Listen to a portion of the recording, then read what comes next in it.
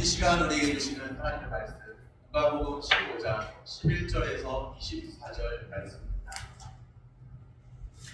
신약 성경 120쪽에 있습니다. 또 이르시되 어떤 사람에게 두 아들이 있는데 그 둘째가 아버지에게 말하되 아버지여 재산 중에서 내게 돌아올 분깃을 내게 주소서 한지라.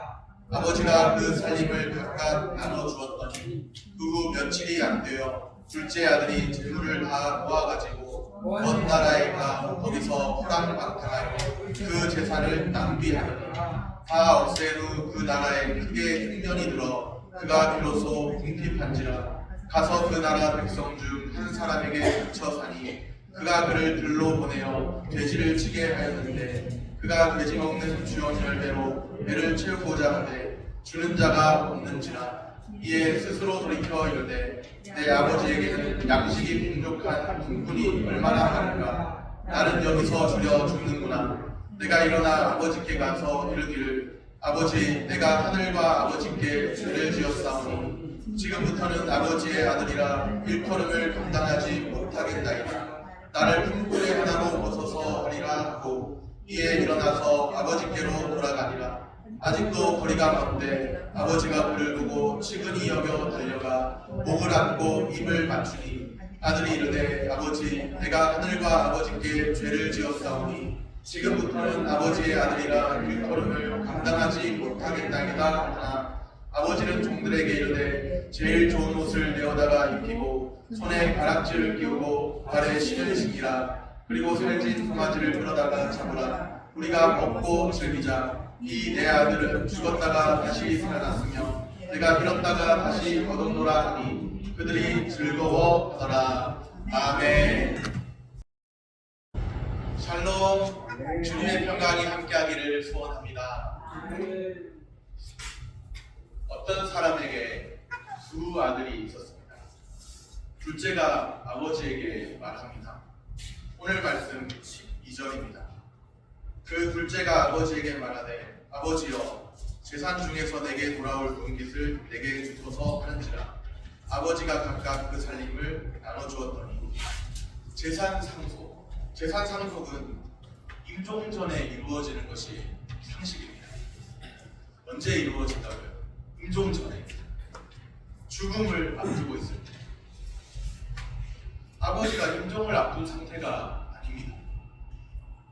오히려 아버지는 건강합니다. 그런데 둘째 아들은 자기 몫을 달라고 요구하죠. 아버지의 입장을 조금이라도 생각했다면 재산을 요구할 수가 없습니다. 아들은 아버지의 입장을 전혀 생각하지 않습니다. 그냥 자기 하고 싶은 대로 자기 입장만 생각합니다. 둘째 아들은 자기 중심적으로 살아가는 삶을 보여줍니다. 오늘 우리의 삶은 어떤가요? 말씀 앞에서 자신을 철저하게 돌아보는 시간 되기를 소원합니다. 네. 둘째 아들은 재물을 다 모아서 어딘가로 갔습니다. 13절 말씀입니다. 그 후 며칠이 안 되어 둘째 아들이 재물을 다 모아가지고 먼 나라에 가 거기서 허랑방탕하여 그 재산을 낭비하더니 먼 나라에 갔습니다. 먼 나라, 이웃 나라 그런 책이 오래전에 유행했었죠. 요즘은 먼 나라가 없는 것 같습니다. 비행기 한번 타면 어디든지 금방 갑니다. 아무리 먼 나라도 며칠 내로 다 갈 수가 있죠. 그만큼 문명이 발달했습니다. 그런데 이때만 해도 비행기도 없고 KTX도 없습니다. 말 그대로 먼 나라인 것이죠. 먼 나라로 갔습니다. 멀리 갔습니다. 최대한 아버지를 멀리 떠나서 그렇게 갔습니다. 내가 원하는 방식대로 살고 싶었습니다. 아버지처럼 살기 싫었어요. 그냥 내가 원하는 대로 살고 싶었습니다. 아버지의 속박에서 벗어나고 싶었죠. 그것이 마치 자유이냐 그렇게 여겼습니다. 먼 나라에 간 둘째 아들의 삶은 딱 내음절로 요약됩니다. 한번 따라해 보시면 좋겠습니다. 허랑방탕. 허랑방탕. 네, 그렇습니다. 허랑방탕. 지금도 우리 주변에는 허랑방탕한 삶을 사는 이들이 있죠. 허랑방탕한 삶에서 돌이켜 그들이 우리 주 예수 그리스도를 알게 되기를 소원합니다. 둘째 아들은 허랑방탕한 삶을 살았습니다. 모든 재산을 허비했습니다. 성경에는 낭비했다고 되어 있습니다. 그런데 둘째 아들이 가 있는 그 나라에 어떤 일이 벌어지게 됩니다. 14절 말씀입니다. 다 없앤 후 그 나라에 크게 흉년이 들어 그가 비로소 궁핍한지라. 흉년, 궁핍. 어쩌면 하나님의 다루시는 손길인지도 모릅니다. 궁핍하지 않고 절박하지 않으면 아버지의 집을 찾지 않습니다. 아버지의 집을 생각도 안 했을 거예요. 둘째 아들이 아버지의 집에 있었을 때는 궁핍 경험한 적이 없습니다. 아쉬운 것이 없었죠. 아버지의 집에 있었을 때가 그래도 좋았죠. 아버지의 집은 속박의 굴레가 아니었습니다. 아버지의 집이야말로 아들을 참으로 평안케 하는 것입니다. 아버지와 함께할 때 아들은 궁핍을 몰랐습니다. 그런데 아버지를 떠난 둘째 아들은 궁핍하게 되었습니다. 사람이 궁핍하게 되면 못할 일도 없는 것 같아요. 15절 말씀입니다. 가서 그 나라 백성 중 한 사람에게 묻혀 사니 그가 그를 들로 보내어 돼지를 치게 하였는데, 둘째 아들이 돼지를 치는 일을 하게 되었습니다. 참 특이하죠. 이스라엘 문명이 있는 문화권에 있는 돼지를 치는 일. 이전에는 전혀 해보지 않은 일이었죠. 아버지 곁에 있을 때는 이런 일을 하리라고는 생각조차 못했습니다. 개인적으로 저는 돼지를 좋아합니다. 돼지고기 맛있잖아요. 심지어는 아이스크림 돼지바도 있더라고요. 그런데 유대인들은 돼지 불결한 짐승으로 여겼습니다. 돼지를 만지면 그 사람까지도 부정탄다고 생각했죠. 돼지를 만지는 일조차도 하지 않으려 했습니다. 유대인이 돼지에게 먹이를 주기 위해 몸을 굽히고 있죠. 부정하다고 생각하는 그 일을 하고 있는 겁니다. 둘째 아들이 지금 그 일을 하고 있습니다. 엄청난 굴욕입니다. 굴욕. 유대인으로서 해서는 안 될 일을 하고 있는 것이죠. 둘째 아들의 상태는 점점 더 비참해지고 있습니다. 16절 말씀입니다. 그가 돼지 먹는 쥐염 열매로 배를 채우고자 하되 주는 자가 없는지라. 먹을 게 없습니다. 흉년이 들어서 가뜩이나 먹을 게 없습니다. 배를 채울 수 있는 양식이 없어요. 그나마 돼지가 먹는 음식으로 배라도 채워보려했죠. 그런데 주는 자도 없습니다. 사람들은 허랑방탕하게 살았던 그의 모습을 기억하는 것 같습니다. 아무도 도움을 주려고 하지 않습니다. 잘못 살았습니다. 그만큼 둘째 아들은 사람들로부터 멸시를 당하고 있죠. 허랑방탕한 삶의 결국이 무엇인가요? 낭비와 궁핍과 밑바닥입니다. 그는 처참할 정도로 밑바닥까지 내려앉았습니다. 이제는 더 이상 내려갈 곳도 없는 밑바닥까지 내려왔습니다. 아버지를 멀리 떠난 삶을 자유라고 착각했죠. 그런데 오히려 궁핍함을 느끼고 처참할 정도로 밑바닥까지 내려앉는 그런 삶이었습니다. 아직도 자유를 찾아 헤맵니다. 정작 그 자유는 다른 곳에 있는 것이 아니고 아버지의 집에 머물러 있을 때 누릴 수 있습니다. 속박이라 여겨서, 굴레라 여겨서 또 다른 자유를 찾아 헤맵니다. 그런데 아버지의 집에 머물러 있을 때만 참된 자유가 있습니다. 믿으시기를 바랍니다. 아버지를 멀리 떠난 둘째 아들, 현실을 체감했죠. 현실의 온도를. 비참한 고통을 맛보았습니다. 아버지를 멀리 떠나 있으면서도 자신이 비참한 상태에 있다는 것조차도 모르는 사람들이 있습니다. 아버지를 멀리 떠난 둘째 아들, 자신의 궁핍함을 맛봅니다. 궁핍하지 않았더라면 아버지의 집을 생각하지 않았겠죠. 궁핍한 상황에 마주할 때 자신의 궁핍함을 자신이 궁핍한 존재가 되었다는 것을 분명하게 마주할 때 아버지의 집을 떠올렸습니다. 17절에 보면 이에 스스로 돌이켜 이르되 아들은 스스로 돌이켰어요. 이제 정신을 차렸다는 뜻이죠. 궁핍함을 맞고 나서 아버지의 집을 떠올리고 돌이켰습니다. 정신을 차린 거예요. 아버지 집의 풍요로움을 떠올리게 되었습니다. 현재 자신의 궁핍함을 보게 되었습니다. 오늘 우리에게 필요한 것이 무엇인가? 하나님 아버지의 풍성함을 알고 우리의 궁핍함을 아는 것입니다. 하나님이 얼마나 풍성한 풍요로우신 하나님, 부유하신 하나님인지를 알고 우리가 그 앞에서 얼마나 무력한 존재이고 나약한 존재이고 하나님의 긍휼이 없이는 살 수 없는 그 존재인지를 아는 것입니다. 자신의 영적 상태를 깨닫고 마음을 돌이킴이 필요합니다. 돌이킴은 잘못을 아는 선에서 그치지 않습니다. 아, 내가 잘못했구나. 그 정도를 아는 선에서 그치지 않아요. 진정한 돌이킴은 일어나는 행동의 전환까지를 포함하고 있습니다. 둘째 아들은 일어나 아버지께 가야 하죠.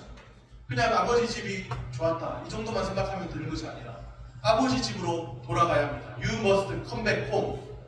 당신은 반드시 집으로 돌아가야 합니다. 아버지 집에 돌아가야 합니다. 20절에 보니 이렇게 말씀합니다. 이에 일어나서 아버지께로 돌아가니라. 일어나서 그 궁핍한 상태에서 돌이켜 아버지의 집을 찾아서 아버지의 집으로 돌아갑니다. 일어나서 아버지께로 돌아갔습니다.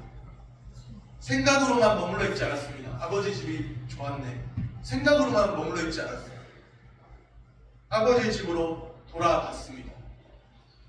오늘 우리에게도 하나님 아버지께로 마음을 돌이키는 역사가 나타나게 되기를 소원합니다. 아버지께로 돌아가서 집을 향해 가고 있는데 멀리서 아들을 기다리는 아버지가 계십니다. 아들이 돌아오기를 기다리시는 아버지가 계십니다. 아버지를 마치 망부석처럼 기다리고 있죠. 집 나간 자식이 언젠가는 돌아오리라 그렇게 생각하고 믿고서 기다리고 계십니다. 오랜 시간을 기다리십니다. 하루도 아니고 이틀도 아니고 오랜 시간, 아들이 돌아올 때까지 오랜 시간을 기다리십니다. 20절을 다시 봅니다. 20절 말씀입니다. 이에 일어나서 아버지께로 돌아가니라. 아직도 거리가 먼데 아버지가 그를 보고 측은히 여겨 달려가 목을 안고 입을 맞추니. 아직도 거리가 먼데 아버지가 그를 봤습니다. 얼마나 눈 빠지게 기다렸으면 자식이 이제 오나 저제 오나 그렇게 기다리면서 자식이 오자마자 거리가 먼데 아버지가 그를 보고 측은히 여겨 달려갑니다. 멀리서 그 아들을 봤다는 거죠. 멀리서도 보였다는 거죠. 하루 이틀 기다린 게 아니고 눈 빠지게 기다렸습니다. 아버지가 멀리서 그 아들을 봤습니다. 측은히 여겨서 달려갔습니다. 자기 자신인 것을 알아보고.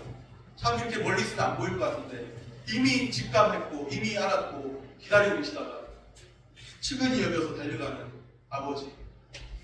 아들을 위해 달려가는 아버지의 모습을 떠올려봅니다. 아들을 위해서 달려간다. 한 가정의 가장입니다. 그 가장이 모든 위험, 채통 다 내팽개쳤습니다. 달려가고 있습니다. 측은히 여겨서 달려갑니다. 측은히 여기는 그 마음 때문에 달려갑니다. 자식을 측은히 여기는, 아들을 측은히 여기는 그 마음 때문에 달려갑니다. 집 나간 자식이 돌아오는데 체면이고 뭐가 없는 거예요. 그 아들을 향해 달려가는 거죠. 측은히 여겨서 달려가는 거죠. 그 아들을 향해 달려가 목을 안고 입을 맞춥니다. 아버지의 사랑입니다. 아들이 아버지를 떠올리고 아버지의 집을 떠올리고 아버지를 떠올리고 아들이 아버지를 찾고 찾았나요? 아들도 아버지를 찾았을 수 있죠. 아, 내 아버지 집 참 좋았네. 아버지를 찾았겠죠. 찾고 찾았겠죠. 궁핍한 상태에서. 그런데 그 아들 못지않게 그보다 더욱 아들을 찾아내기까지 찾고 찾으신 아버지이십니다. 참으로 오랜 시간 아들이 돌아오기를 기다리고 계십니다. 오랜 시간 기다리시는 아버지를 진정으로 알면 이렇게 고백하지 않을까요? 21절을 우리 같이 한번 읽어보겠습니다. 21절 말씀입니다. 아들이 이르되 아버지 내가 하늘과 아버지께 죄를 지었사오니 지금부터는 아버지의 아들이라 일컬음을 감당하지 못하겠나이다 하나. 하늘과 아버지께 죄를 지었습니다. 아버지의 사랑 앞에서 자신은 집 나간 자식은 아버지의 사랑을 다시 깨닫고 하늘과 아버지께 죄를 지었습니다. 아들이라 일컬음을 아들의 신분을 감당할 수 없습니다. 그렇게 말하는 아들입니다. 그런데 아버지는 돌아온 아들을 어떻게 대하시나요? 제일 좋은 옷을 입히고 가락지, 반지를 끼우고 신을 신게 합니다. 종이 아니라는 거죠. 당시에 고대 종들은 신을 신습니다. 신을 신기고 살찐 송아지를 잡고 큰 잔치를 열게 합니다. 그리고 말씀하시죠. 24절 말씀입니다. 이 내 아들은 죽었다가 다시 살아났으며 내가 잃었다가 다시 얻었노라 하니 그들이 즐거워하더라. 이 내 아들은 여전히 내 아들이라 집 나간 자식이지만 그 아들이 다시 돌아온 것을 보면서 측은히 여겨 달려가신 아버지고 여전히 내 아들이라 불러주시는 아버지이십니다. 여전히 내 아들이라 불러주시는 아버지가 계십니다. 내가 주의 말씀을 떠나서 주의 말씀을 떠나 내 마음대로 고집하며 살 때 하나님을 불어입고 의도적으로 고의적으로 습관적인 죄를 저지르고 다시는 하나님과는 좀 멀어져 있는 그 마음 쉽게 회복하지 못하겠지. 그렇게 생각할 때 아버지는 여전히 기다리고 계시고 자식이 돌아오기를 기다리고 계시고 그 자식을 향해서 여전히 내 아들이라 불러주시는 아버지시라는 것이죠. 변함없는 사랑으로 기다리시는 하늘 아버지이십니다. 아버지가 아들을 다시 찾는 그 순간에 아버지 집안에 있는 모든 자가 함께 다 기뻐하고 즐거워합니다. 그들이 즐거워합니다. 한 영혼이 돌이킴을 보면서 그들이 즐거워합니다. 하늘 아버지의 변함없는 사랑을 깨닫고 주께로 마음을 돌이키시기를 바랍니다. 말씀을 정리합니다. 허랑방탕한 삶의 결국이 무엇인가요?